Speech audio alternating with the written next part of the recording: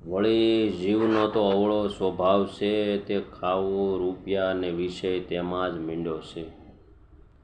જો રૂપિયા હોય તો તે ભાંગીને ઘઉં લેવા ને તે ખાઈને પ્રભુ ભજવા.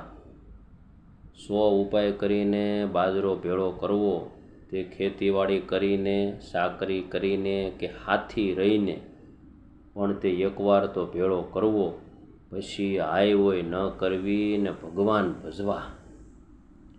અને તે ન કરો તો આ મંદિરમાં બાજરો ઘણો હળી જાય છે. તે 4 મહિના રહીને પણ ભગવાન ભજવા આવજો. પછી આવો સમાગમ નહીં મળે ને ઉત્તમ વક્તા છે ત્યાં સમાગમ કરી લેજો.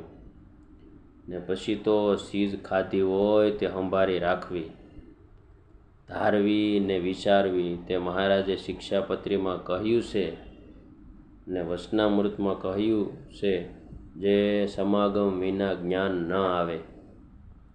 ને દેશકાળ 8મા સંઘને અધિક કહ્યો છે. તે ઓલા 7 ભૂંડા હોય ને એક સંઘ સારો હોય તો મોટા પુરુષ સારા કરી દે.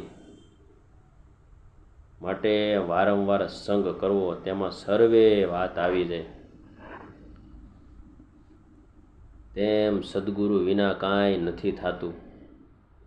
3 તાપકી ઝાલ ઝીરો પ્રાણી કોઈ આવે, એ સવૈયો બોલીને કહે, એવા સાધુનો સમાગમ કિરે છૂટક્યો છે. તે કરવો તે પણ અર્થ સાધ્યામી વા દેહ પાત્યામી, એમ કરવો ત્યારે રાજી થાય છે.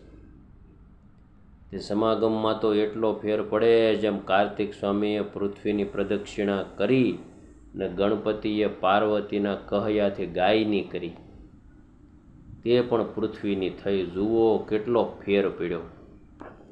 ને કરોડ જન્મ સુધી અંતરદ્રષ્ટિ કરે ને ન થાય તેટલું 1 મહિનામાં થાય એવું આ સમાગમમાં બળ છે.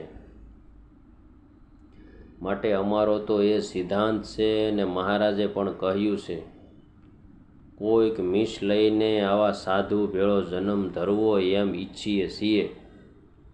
એ તો આપણને કહ્યું છે.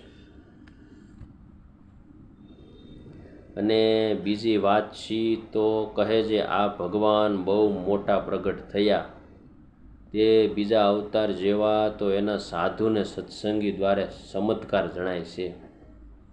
ને પોતે જે નરનારાયણનું લખ્યું છે, તે તો જેમ કોઈને અજાણે ગામ જવું હોય તે ભોમિયો છે, તેમ પોતે કોઈ વાર આવેલ નહીં ને તેનો ભરતખંડ કહેવાય, માટે એને ભોમિયા લીધા છે. એ મનુષ્યપણાનો ભાવ છે એમ જાણવું. એમ મહારાજે પણ કહ્યું છે. જે આ તો વાત બધી નવીન છે, સાધુ નવીન, નિયમ નવીન. તે મહારાજ કહે છે, આ નિયમ ને સાધુ એ 2 અમે અક્ષરધામમાંથી લાવ્યા છે.